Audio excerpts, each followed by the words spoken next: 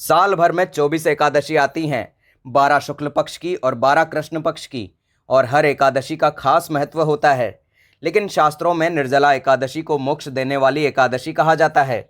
इसे भीमसेनी एकादशी के नाम से भी जाना जाता है। इस दिन व्रत करने के अलावा गंगा में स्नान करने और दान करने का विशेष महत्व होता है। इस बार निर्जला एकादशी का व्रत 18 जून 2024 को मंगलवार के दिन रखा जाएगा। ऐसे में आप निर्जला एकादशी की व्रत कथा को अवश्य सुनें और इसे कभी भी अधूरा ना सुनें। इसे पूरा सुनकर ही जाएं, तभी आपको पुण्य फल की प्राप्ति हो पाएगी। भीमसेन व्यास जी से कहने लगे कि हे पितामह, भ्राता युधिष्ठिर, माता कुंती, द्रौपदी, अर्जुन, नकुल और सहदेव आदि सब एकादशी का व्रत करने को कहते हैं। परंतु महाराज, मैं उनसे कहता हूँ कि भाई, मैं भगवान की शक्ति पूजा आदि तो कर सकता हूँ, दान भी दे सकता हूँ, परंतु भोजन के बिना नहीं रह सकता हूँ।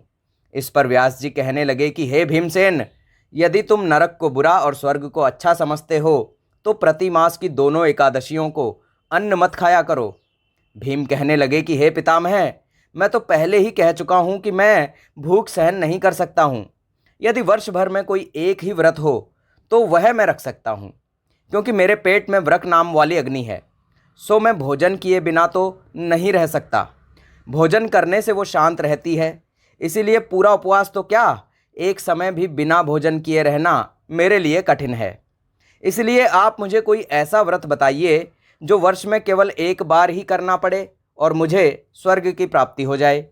श्री व्यास जी कहने लगे कि हे पुत्र, बड़े बड़े ऋषियों ने बहुत शास्त्र आदि बनाए हैं, जिनसे बिना धन के थोड़े परिश्रम से ही स्वर्ग की प्राप्ति हो सकती है।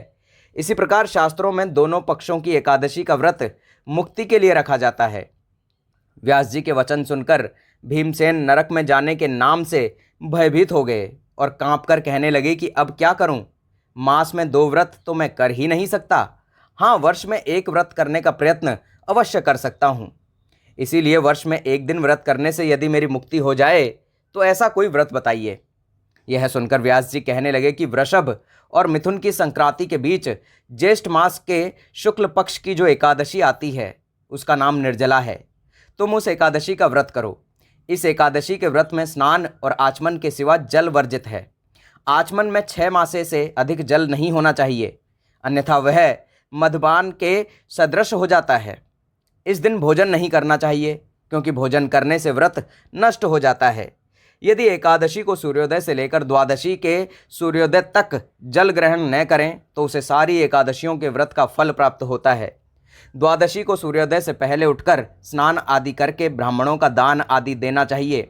इसके पश्चात भूखे और सतपात्र ब्राह्मण को भोजन कराकर फिर आप को भोजन कर लेना चाहिए। इसका फल पूरे 1 वर्ष की संपूर्ण एकादशियों के बराबर होता है। व्यास जी कहने लगे कि हे भीमसेन, यह मुझको स्वयं भगवान ने बताया है। इस एकादशी का पुण्य समस्त तीर्थों और दानों से अधिक है। केवल एक दिन मनुष्य निर्जल रहने से पापों से मुक्त हो जाता है। जो मनुष्य निर्जला एकादशी का व्रत करते हैं उनकी मृत्यु के समय यमदूत आकर नहीं घेरते हैं, वरन भगवान के पार्षद उसके पुष्पक विमान में बिठाकर स्वर्ग को ले जाते हैं। इसीलिए संसार में सबसे श्रेष्ठ निर्जला एकादशी का व्रत है।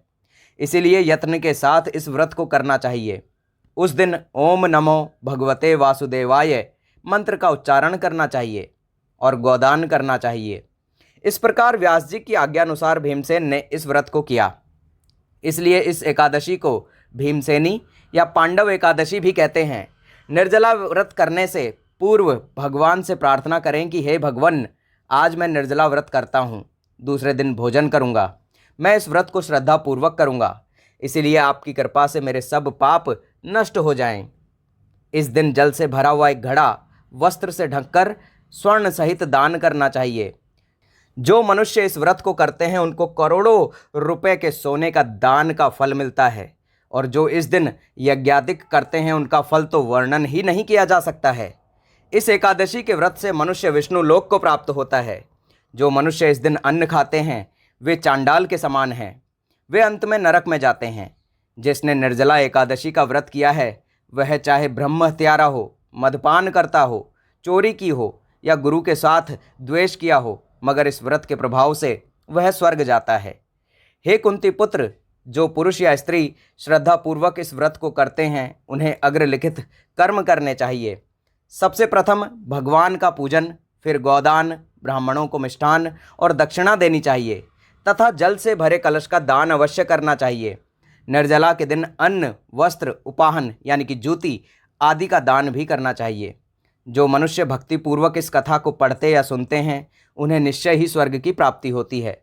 अगर आप यह व्रत कर रहे हैं तो इस दिन ब्राह्मणों को दान देने के महत्व के बारे में भी आपको पता होना ही चाहिए। ज्येष्ठ माह में शुक्ल पक्ष में जो शुभ एकादशी होती है उसका निर्जला व्रत करना चाहिए। उस दिन ब्राह्मणों को शक्कर के साथ जल के घड़े दान करने चाहिए। ऐसा करने से मनुष्य भगवान विष्णु के समीप पहुंच सकता है। द्वादश तिथि को ब्राह्मणों को भोजन कराने के बाद स्वयं भोजन ग्रहण करें। इस तरह से व्रत का संकल्प लेने से और व्रत करने से सभी पापों का नाश हो जाता है। अंत में आप लोग जय श्री विष्णु ज़रूर लिख कर जाएं।